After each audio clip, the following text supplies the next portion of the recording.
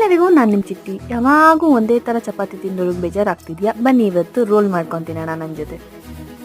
ಸತತ ಸನಿಹ ಬರುತ್ತಾ ಬರುತ್ತಾ ಉಳಿದ ಜಗವೇ ಮರೆತಿದೆ. ಕನಸಿನೊಳಗೂ ಸಿಗದ ಒಲವು ಎದುರೆ ನಗುತ್ತಾ ಕುಳಿತಿದೆ. ನಿನ್ನಿಂದಲೇ